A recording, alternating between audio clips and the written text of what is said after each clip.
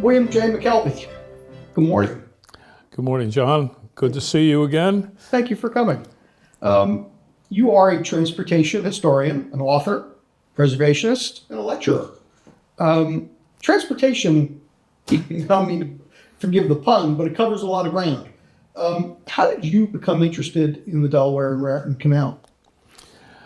I discovered it when I was, my first major job was with the insurance company, and I was in the field. I had a company car, and I was driving west of New Brunswick and saw this waterway paralleling the Raritan River.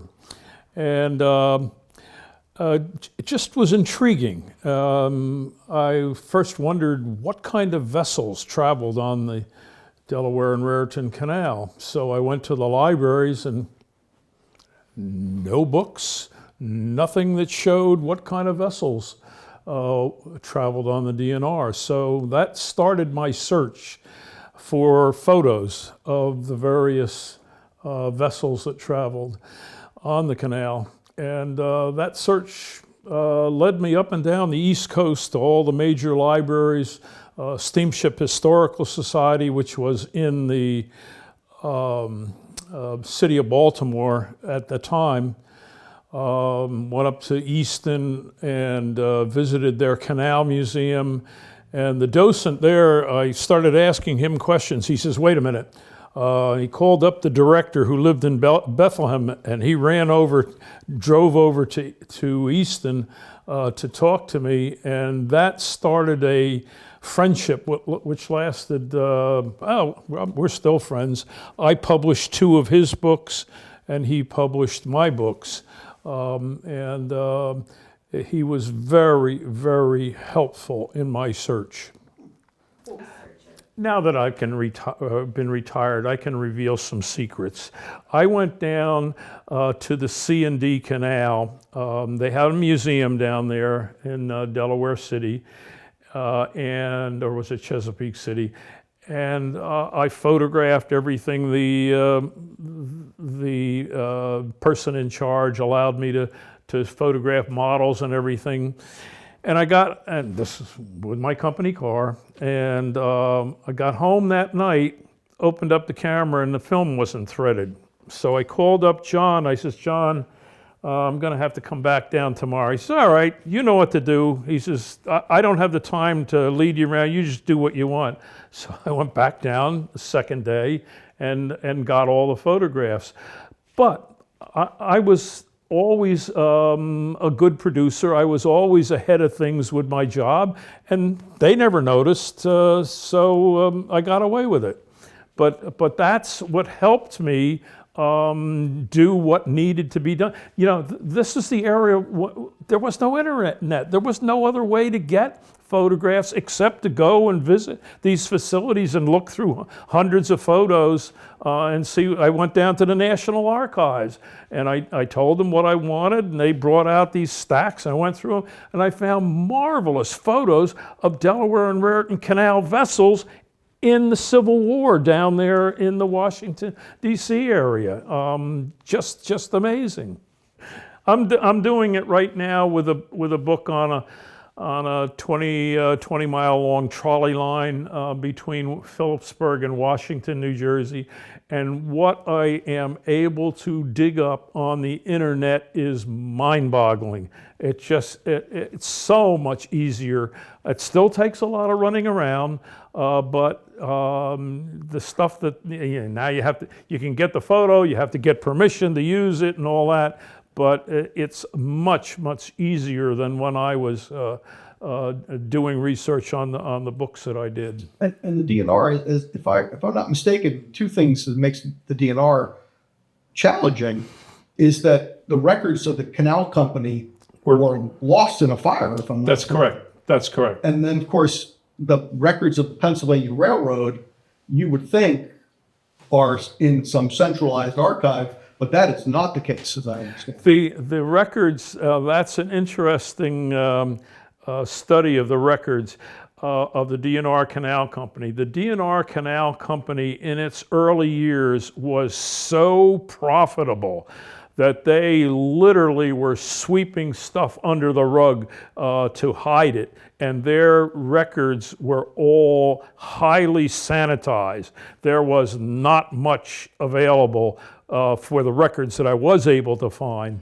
But, you know, there's researchers that, you know, current researchers that could dig further and dig more and dig deeper and dig further, and who knows what they might find. We do have a book that was written by Larry Lowenthal just the final months before he died, and that manuscript is in the Canal Society of New Jersey, and we are, I keep poking them to get them to get that book finished and put it out, because it's going to be another wonderful book to tell the history of the D&R Canal. The canal, the so-called joint companies that operated the canal, I mean, they were, you had alluded to how profitable they were, because they had an absolute monopoly on interstate traffic going through New Jersey. The company was so strong that it was literally a force to be reckoned with in New Jersey politics. And if I'm not mistaken, the canal company was so profitable that the transit fees that the state government received in return for allowing the canal to be chartered in the first place actually obviated the need to impose taxes. That's correct. Others. I mean, that's an extraordinary thing. That's that correct. One company could carry the weight of state government spending. Yep. The government spending was also a lot less than it is nowadays. But that is a fact, that the Delaware and Raritan Canal, the joint companies, which was a government-authorized, government-permitted monopoly, provided enough funding to operate the government of the state of New Jersey for many, many years. I guess I got started with my friendship with Harry Rinker, and we had he had a company called Canal Press, and we did several books. The Erie Canal being one, the Schuylkill being another, and then I helped him with those two books, and then he helped me with Champlain to Chesapeake and the Delaware and Raritan Canal books. It was a mutually beneficial relationship. I learned a lot of tricks from him about making contacts with local historical societies. And I've done that, you know, with all the historical societies up and down New Jersey at the time, looking for photos for the two books I did. I also developed a lot of other information. I had another good friend of mine that just loved to read old newspapers, looking for news articles. I'm talking about the 1860s, 1870s, 1880s. And his name was Ed Francis. And when I would go down to my office company's office in Philadelphia for a day, he'd say, oh, can I come with you? I said, sure, come on. He'd meet me at 6 o'clock at my house, and I'd drop him off at the Philadelphia Public Library. And he would be there all day reading newspapers and taking shorthand notes. I did the same thing at Rutgers, New Brunswick, in their microfilm for the newspapers. The problem with newspapers is, in the early days, they were 4, 6, 8, 10-page newspapers. In the 20s, they started getting, 40, 50, 60 pages, and it was an impossible task. But in the early days, you would know there was a certain, like page 4 would be local news, and you could pick out all these little gems. I never used that information in any of my books. And so what I did was I established a database on that information, and it is posted on the website of Liberty Historic Railway.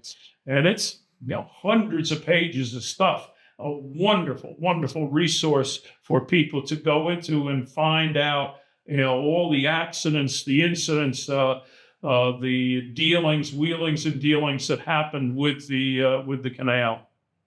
And some of the stories are just flat out hilarious, related to the canal. The one that sticks to mind is there were at least 4 major basins in the Trenton area, and they were on the river side of the canal, and on the inland side of the canal was the Pennsylvania Railroad. And one schooner came out of the basin, and his bow extended over the track while he was trying to turn and get in line with the canal.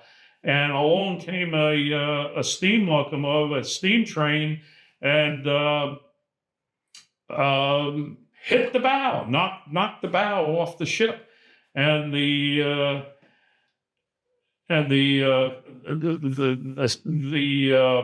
captain yelling and screaming at him. He says, "You damaged my boat." And the locomotive engineer says, "Well, you were on the tracks." There was one also, there's a newspaper in Bordentown, I believe, that said, that young people needed to learn better manners because the canal boatman had gotten off the boat and asked where he could get a shave. and the young teenager turned around and said to him, "We don't shave hogs in Burlington County." Yeah, right. There was each newspaper had different contributors or editors, reporters.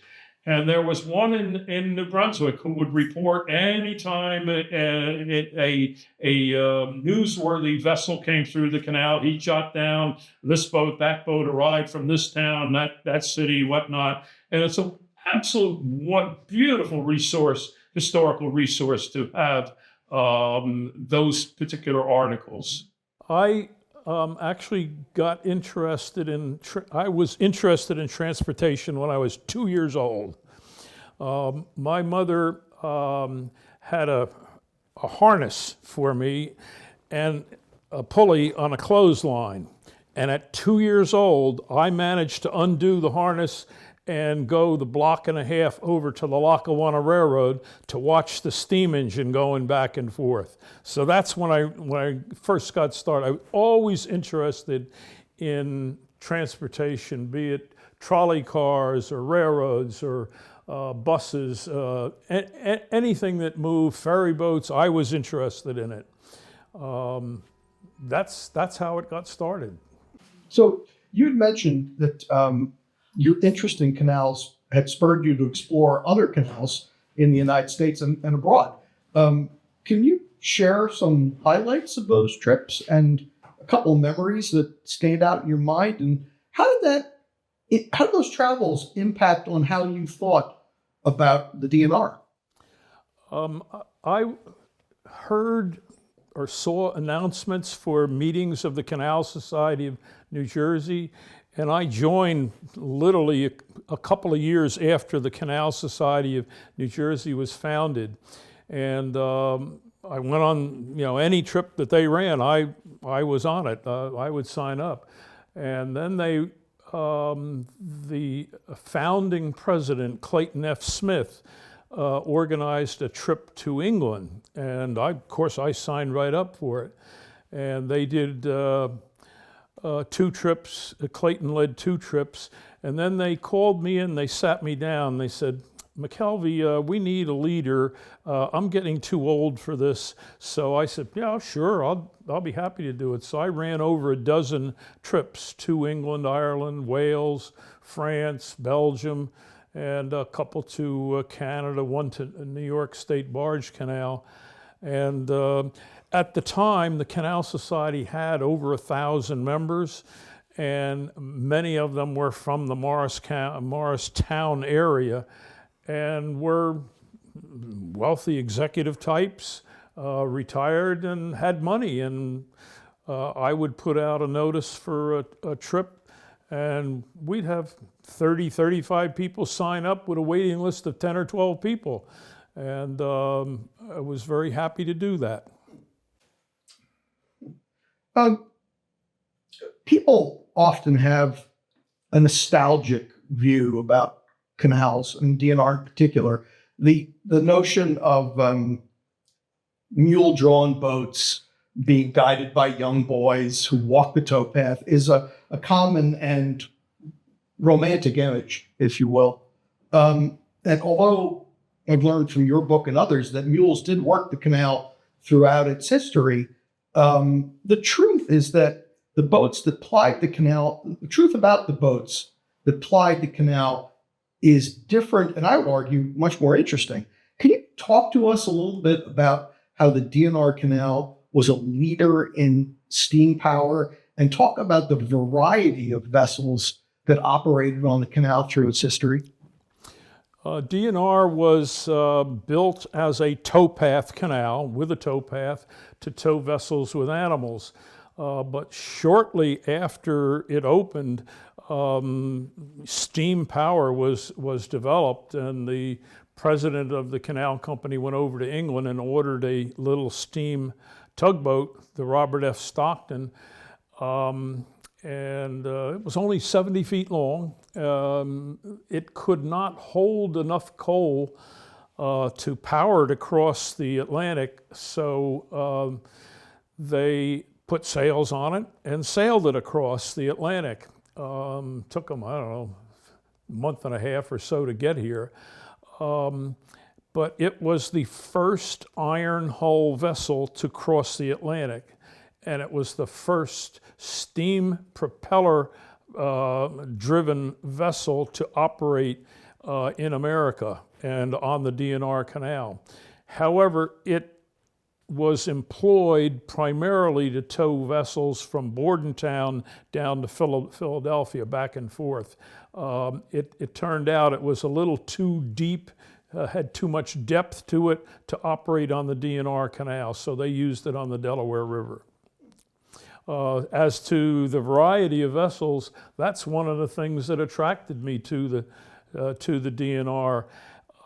Any vessel that could fit in the 24-foot width and initially 110-foot length, and then when they enlarged it to 220-foot length, any vessel that could fit in those dimensions operated through the D&R Canal, be it wooden canal boats, steam-powered freight vessels, military vessels, Civil War, all kinds of military vessels. Shore patrol boats went through the canal,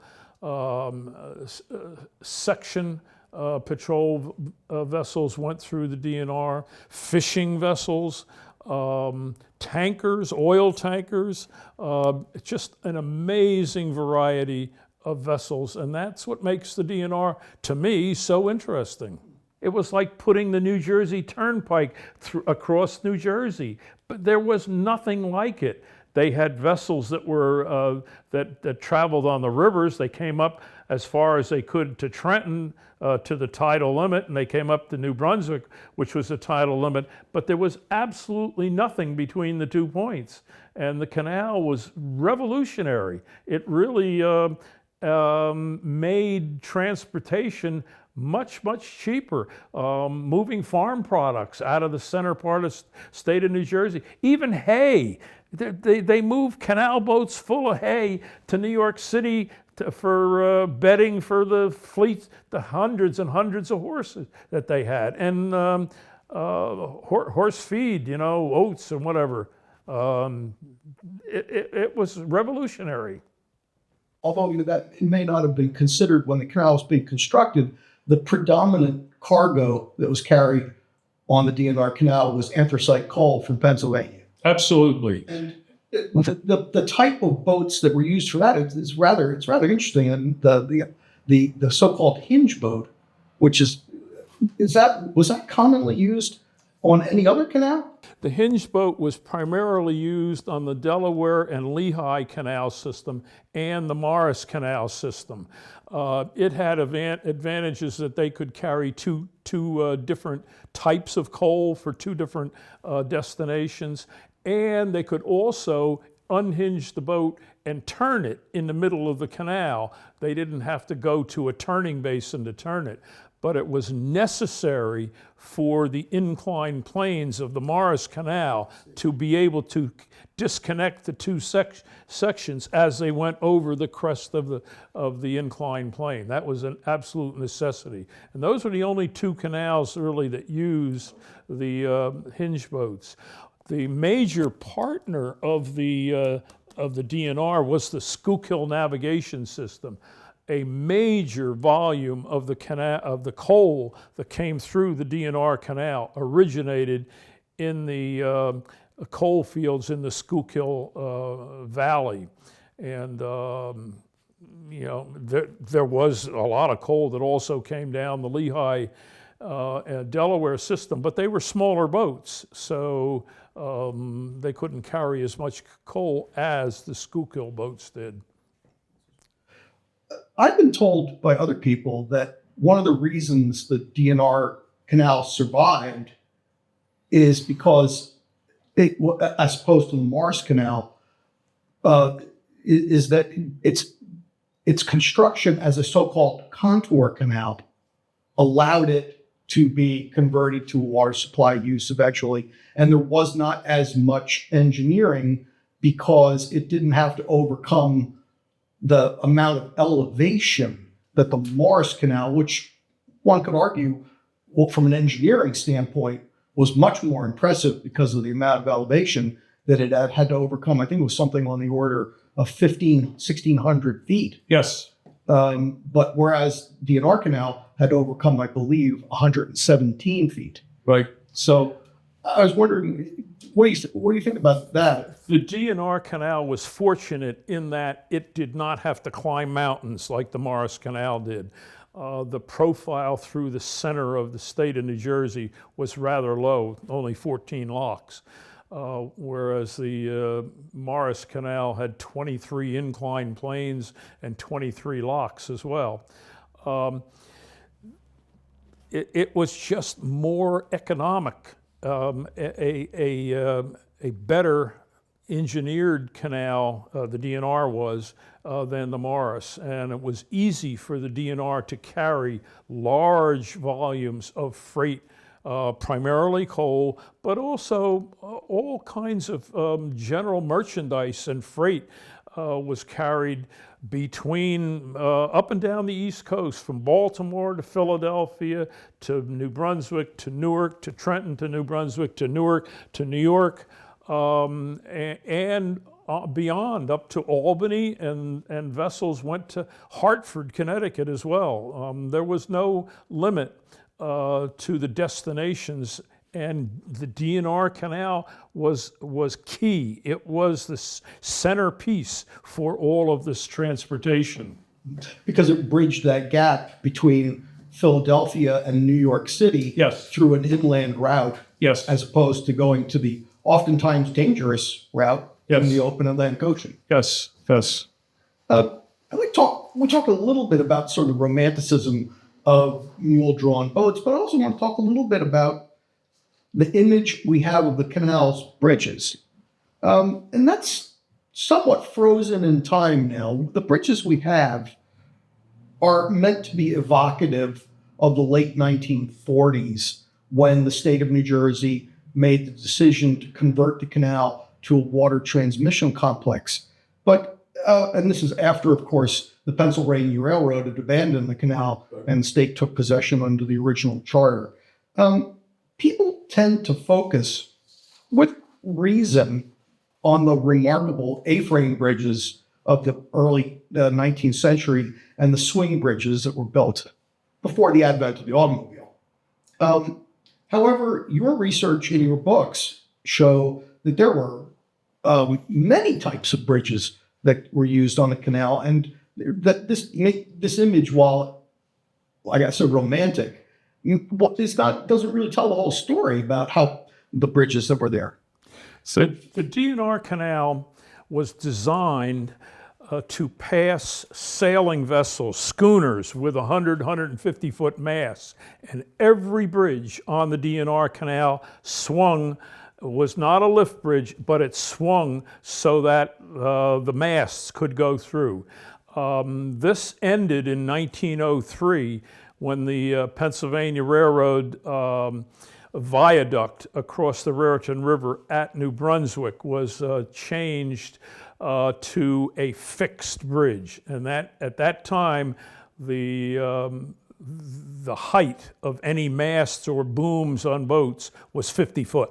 But prior to 1903, and we have photographs of coal schooners being loaded at Trenton. Trenton, Coalport in Trenton was a major transloading location for coal. The Belldale Railroad connected at Phillipsburg with the Lehigh Valley Railroad and the Jersey Central Railroad, and they brought great volumes of coal to Trenton, where they were transloaded into canal boats, into schooners, into canal boats, into steam-powered boats. It was a major, major coal center in Trenton. That later moved to South Amboy. And then at the end of the life of the canal, there were even oil tankers that because coal was being phased out, oil came in, and that was one of the reasons why the canal died, because the mass movement of coal was trending off. Coal, which had powered the Industrial Revolution in this country in the 19th century, it started to wane. Right. And it's interesting, the remnants of the coal port, you could be in Trenton today and not really see any vestige of it. Absolutely nothing remains from the great center that rail and canal center that Coalport was. You would never have an idea that it was unless you saw the old photographs and matched them up with the present scene. Yeah.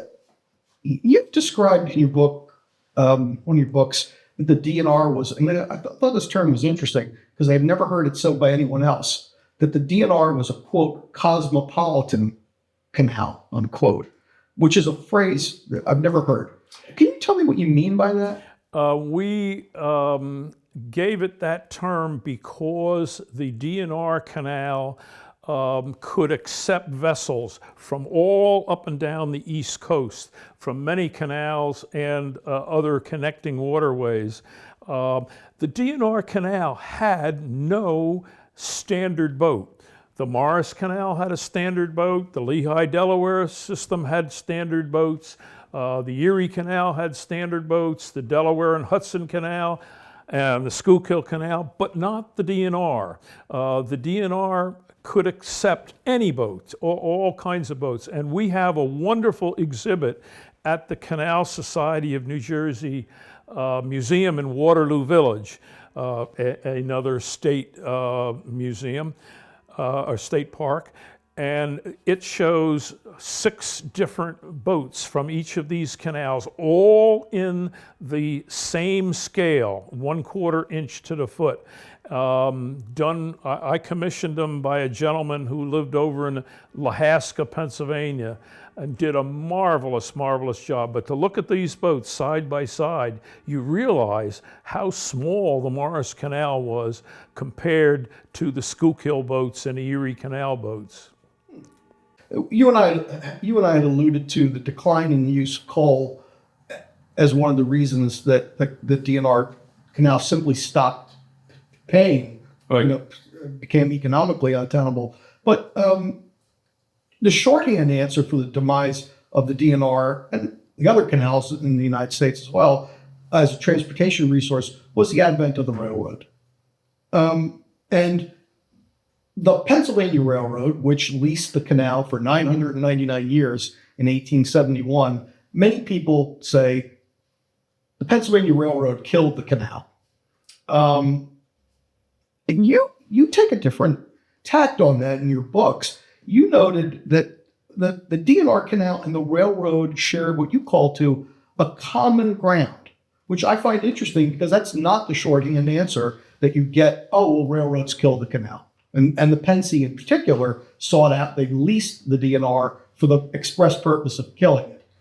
Can you expand on that a little bit. So, some of the heaviest volumes of traffic through the canal occurred immediately after the Pennsylvania Railroad acquired the canal. But they were not dummies. They read the tea leaves. They could see the trends in coal, they benefited. They made as much money as they could on the canal, and then it started declining. And what the railroad did is they put in sidings along the canal wherever possible to siphon off the heavy volume traffic. One outstanding interest is in downtown in Trenton, where the canal had many heavy industries. Below Layler Street, the Pensy put in a bridge across the canal and ran tracks all the way up along the side of the canal where the original towpath was. And by that time, the towpath wasn't used anymore. Everything was powered vessels. And that provided a lot of freight traffic for the Pennsylvania Railroad. And one of the interesting things about the D&R was as freight traffic declined, pleasure boat traffic increased. And we'd spoken earlier about the variety of boats, but that use as for pleasure boats resulted in some of the most interesting types of boats plying the canal in the first 2 decades, 3 decades of the 20th century. This was an era where the income tax was just getting started, and there were a lot of wealthy people. And wealthy people bought yachts so that they could travel from the north down to the Florida and whatnot in the winter months. And the D&R was happy to carry that traffic. It was like 900 boats in some of the final years of the D&R Canal, 900 yachts that went through, and there were all kinds of yachts. I ran into a gentleman in Princeton that just loved these yachts, and like a baseball fan could tell you the number of strikes and hits and wins and whatnot that a player had, this gentleman could describe the number of rooms, the type of engine, the number of crew on each of these yachts. And I was just taking notes on all of this because I realized that he was a resource that I wasn't going to find anyplace else. And it was just remarkable, the variety and the number of yachts that went through the canal. It reads like the social register. I mean, the Astors, the Morgans, you name it, Vanderbilt. Absolutely. I mean, some of the most important and wealthy families in the United States. I did some research in the New York Yacht Club. They had a lot of self-published books from these wealthy people that describe their trips going through the canal, and it all adds to the documentation of the D&R Canal. You had spoken before about how you talked to people who had some personal insight into the canal during its operation. You were able to get interviews and oral histories from some of the boatmen, the bridge and lock tenders, the maintenance men, and even, I believe you spoke to the last mule tender. I did. What was it like to talk to the people who actually worked the D&R, and what did you learn about the canal? They provided a lot of information that we just didn't realize, how things were. The last mule tender, that was around World War I, and right after World War I, the mules were finished. It was all powered boats after that time. But Charlie Wilson, who maintained the canal, it was just amazing, the documentation. I recorded that on cassette tapes at the time. A couple of years ago, we had finally found somebody who was willing to transcribe them. And it was a very nice old lady from, I think, Washington, D.C. and she had a terrible job. She wore out 5 tape readers, tape recorders, trying, because she would have to, play a short section, then type, and then go reverse, and she just wore out tape recorders one after another. I need to go through all that and edit, because she didn't know canals and she misinterpreted what she heard and the names and whatnot. That's a tremendous job. For instance, the tugboat captains, they made good money. And one of them told me, he says, well, my father saved up the money, and when he needed a new tugboat, he went and paid cash for it from one of the boat builders on the north shore of Staten Island. Others told me how they started the big, they were semi-diesel engines in the Johnson & Johnson boats. And they had to literally go down in the engine room with a blowtorch and heat up the top of the cylinder of the boat to get it kind of red hot, and then they would start the boat, and it would start the engine, and it would run. Many little details like that. That's why I did the recordings too, and I'd really have to go back and look at them. I haven't looked at them. I haven't refreshed my memory on them in years. But that's a project that needs to be done. I'm paying my doctors a premium to get me to live a few more years so that I can finish off these projects. I also have 2 major books that I want to do. We'll see. We talk a little bit about Trenton and its importance in the canal's history. The impact of the canal on New Brunswick, which sort of anchors one end of the main canal, so to speak, is a little different. And I know historians and folks who followed the economics of the canal said that the canal may not have had may have impacted New Brunswick in ways that were unexpected, because New Brunswick had always been a place for transshipment of goods because of its ability to access the Raritan Bay and on to New York City. But can we talk a little bit about New Brunswick? And you mentioned Johnson & Johnson. If I'm not mistaken, Johnson & Johnson actually maintained their own fleet of boats, right, for their company.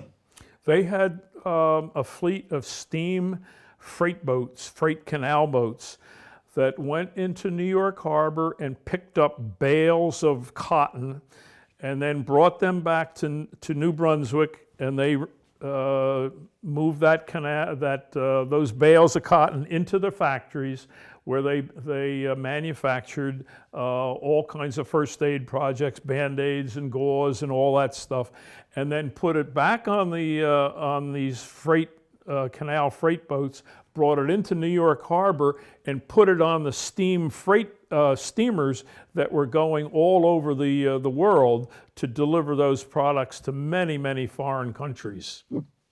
And New Brunswick itself, the actual engineering of the canal, we know, for example, that the field-built dam was constructed across the Raritan River in order to provide additional water for that last, I guess it's about 5 miles of the canal or so. And that was for the purpose of actually providing power? Water power for the mills in New Brunswick, yes.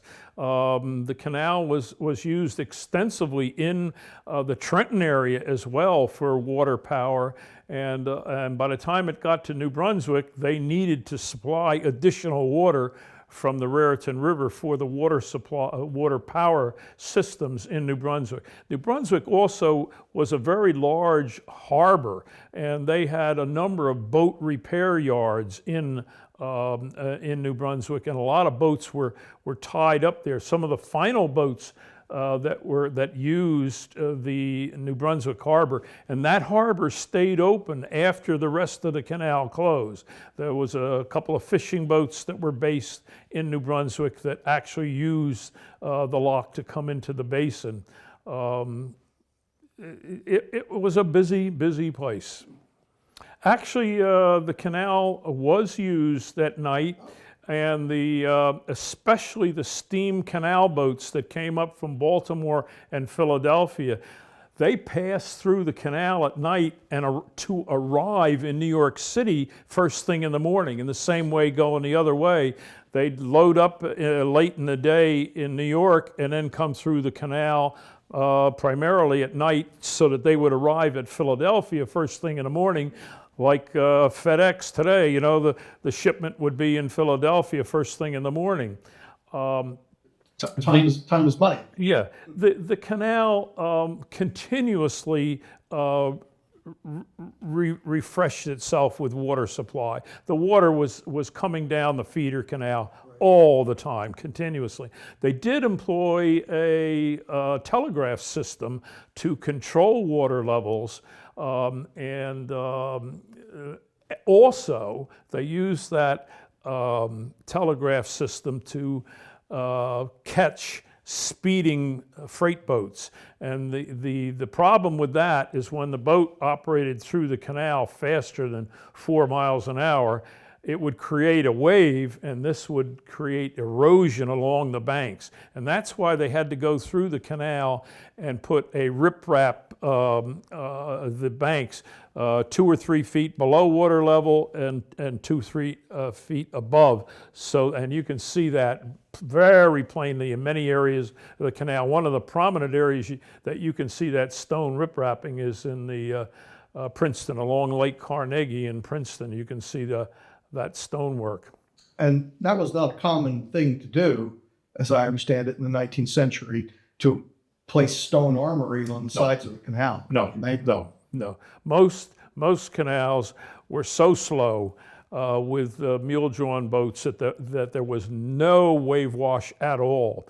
But with the steamboats, you have unlimited power. And of course, the incentive is to, you know, open up the throttle and go faster to get where you want to go faster. And that did create a problem with erosion of the banks. I'm told also that one of the other problems along the canal embankment were muskrats. That's true.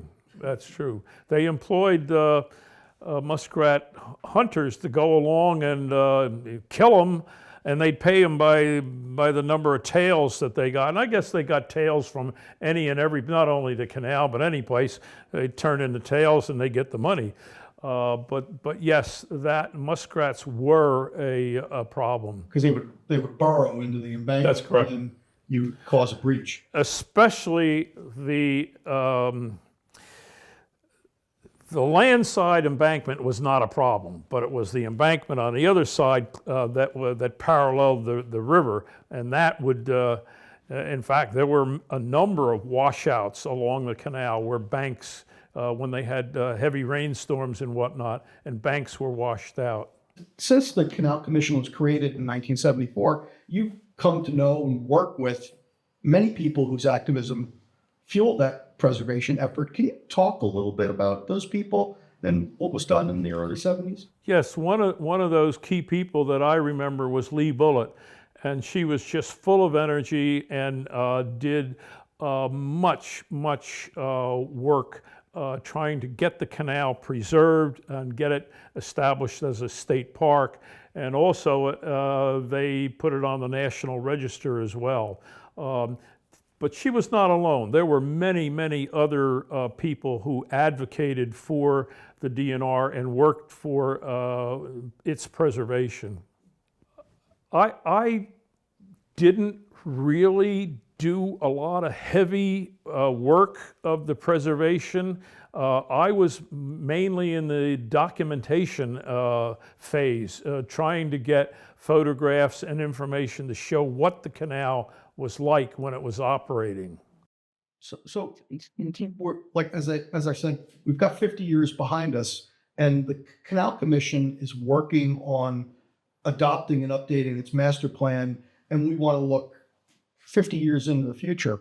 What would your advice be about where we are and where we ought to go?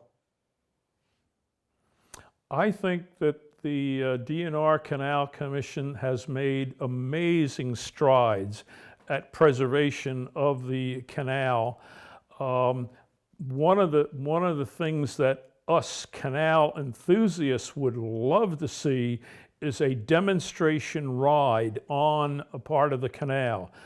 We have made many attempts to do this and met with a lot of resistance. But there is an area, and that is on the very southern end of the canal at the Bordentown end, where the tidal waters actually come in and flush into the canal. I think that could make a wonderful show people what a canal life was like. I don't see it happening on other sections of the canal because they are too valuable as a water resource. And if anything happened,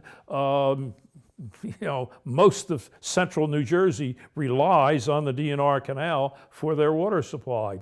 But I think that southern end at New Brunswick could host a canal boat ride on a very shallow vessel, but it would only be at high tide when they would float in over the drop gate in the Bordentown lock. And that's been referred to as the so-called abandoned section of the canal because it has nothing. It has no relationship to the water transmission complex at all. That's correct. It was, as I recall, the canal came into Trenton through what is basically the alignment of State Highway Route 129. That's correct. And then it met up with the feeder canal, interestingly enough, in the vicinity of the Department of Environmental Protection building, Right. and Right. proceeded on to New Brunswick. So that portion of the canal has been lost, Right. so to speak. I don't see it. I mean, there's no way that would ever be restored. Although in England, it is absolutely amazing the restoration of canals that we have seen.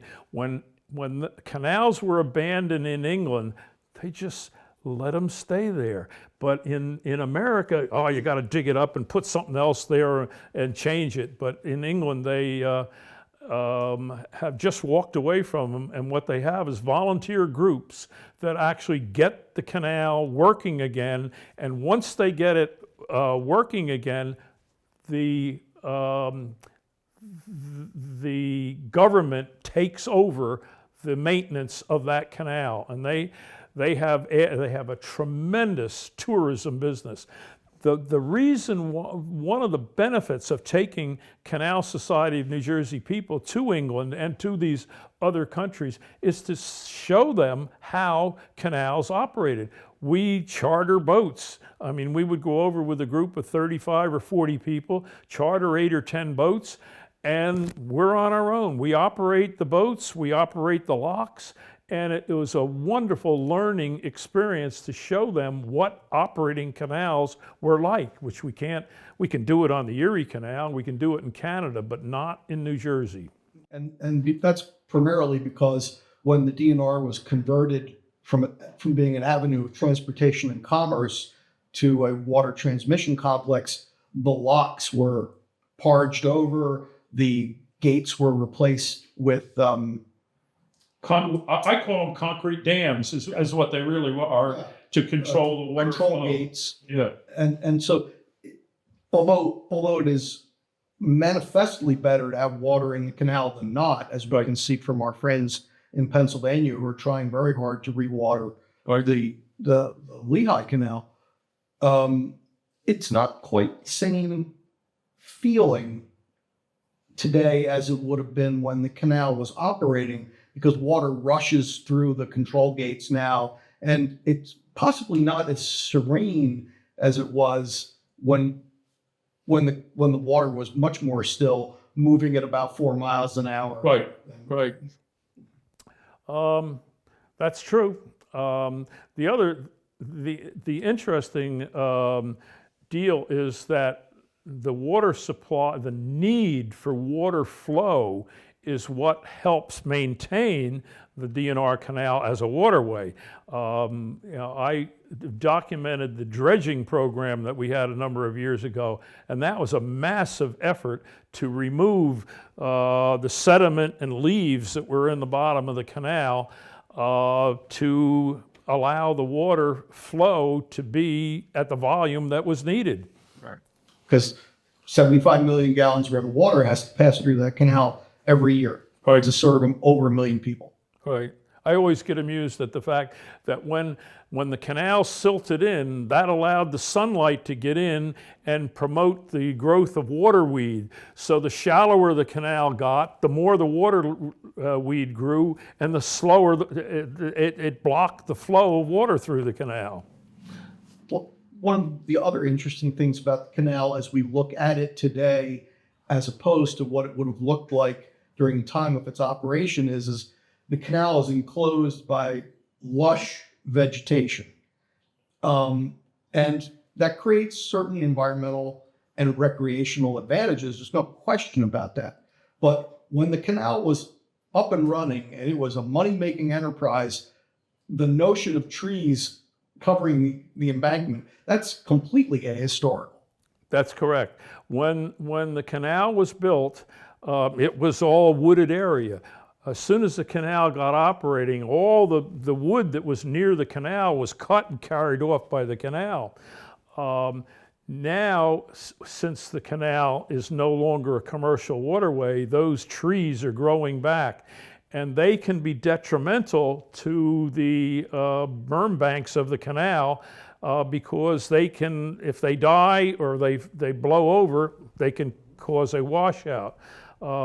It's interesting.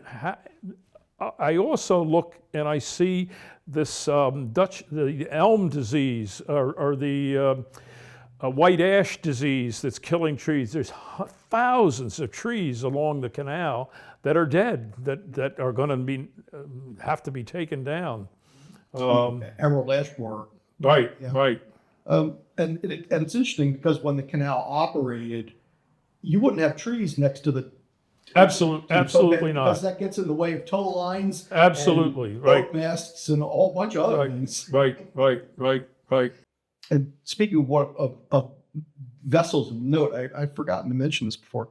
So if I'm not mistaken, the Navy's first submarine was the Holland.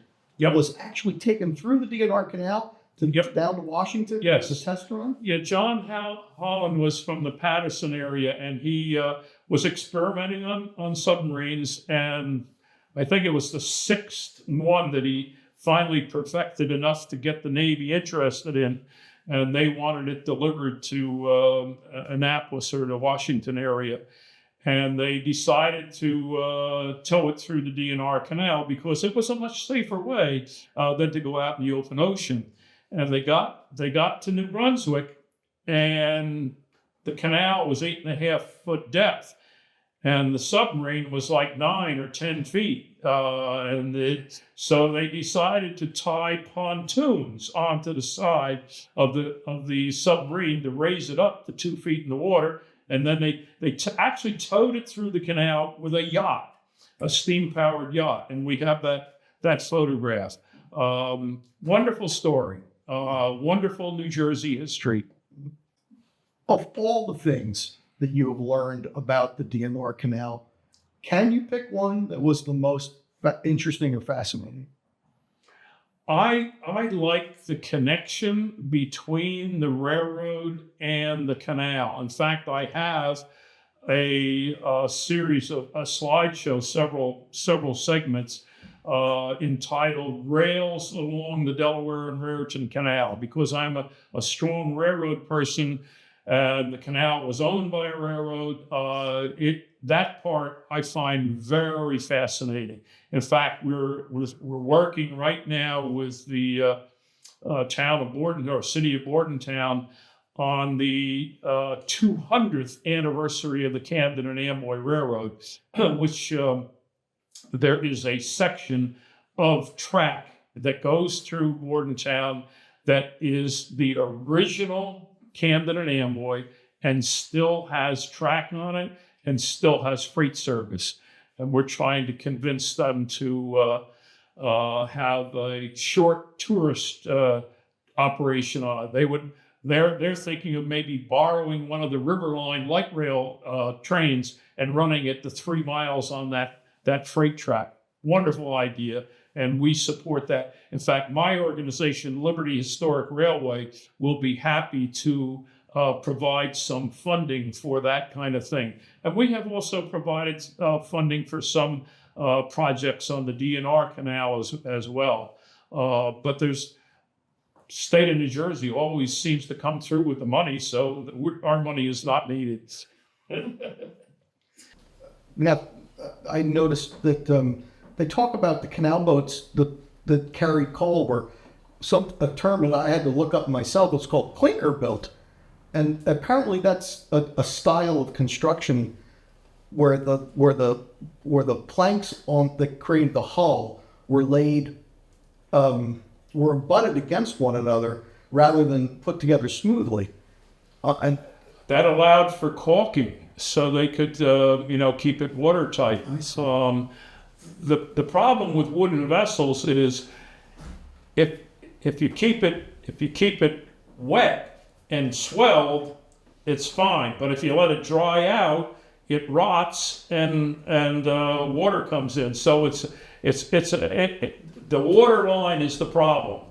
Below the water line is okay because it keeps the wood saturated. Above it, the wood is dry.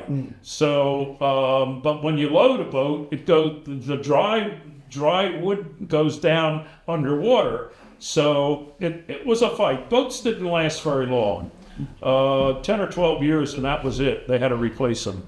of all the things you've done to document the history of the Delaware Raritan Canal, what do you think was the most important accomplishment?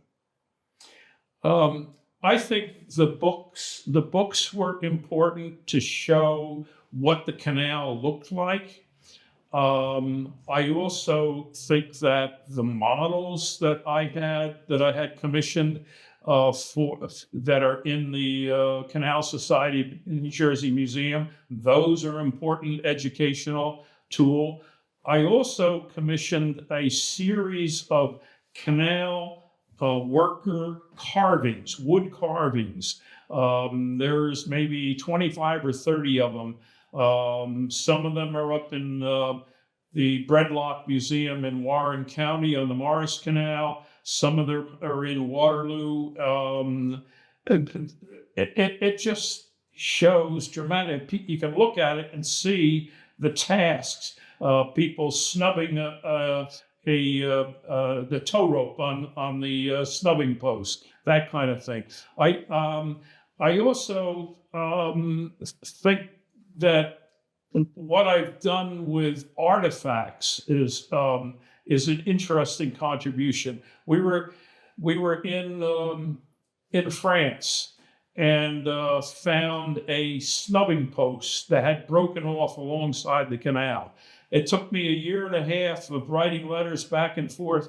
They thought it was a Roman column and they didn't want to release it. Finally, they got some sense and figured out just an old snubbing post. So we got that. That is now out in the front of our museum at Waterloo Village. I also got a snubbing post from the Delaware and Hudson Canal. That was interesting. I ran into the grandson of Lenore F. Lurie, who was the head of the Delaware and Hudson Canal Company. And he had a mansion in West Orange and also had a private school, Carteret School. And I discovered, his grandson told me, he says, I know where there's a snubbing post from the D&H Canal. And I says, oh yeah? And he says, yeah, it's granite. And I says, that's definitely D&H Canal. And it was in front of the mansion had burned down, but the snubbing post was there in West Orange. So I looked up the tax records and got the name of the person, wrote him a letter, and he gave me a letter of permission to take it. And I got a contractor friend of mine. We went with a backhoe. We dug it up. It's 4 feet above ground, but 7 feet below ground. And we had to dig this huge hole. And I'm standing there with the letter, and there was nobody to show it to. So we loaded it up, put it on the truck, went up to Waterloo Village, dug the hole, and put it in at Waterloo Village in front of the Canal Museum. Those are the kinds of things I like to do. I went with another friend of mine. We went with a little rowboat. My God, it was only 6 inches freeboard, and here we are out in Arthur Kilvan Cove. And he knew where there was some what you call a ship arch. It's an angular piece that was part of canal boat construction, and we found several of them. And so we loaded them on the rowboat. And meanwhile, the freeboard is down to 4 inches, and they're up in the Waterloo Museum as well. I got depth markers that were on a canal boat that was abandoned down in South Jersey. I pried them off, and they're up in the museum in Waterloo Village. So that's the kind of thing I like to do. I've done it all my life, and now the problem is emptying out my house. William McKelvey, thank you so much for giving us your time today and talking to us a little bit about the D&R Canal. Thank you. I hope it helps to preserve the history of canaling in New Jersey. Appreciate it.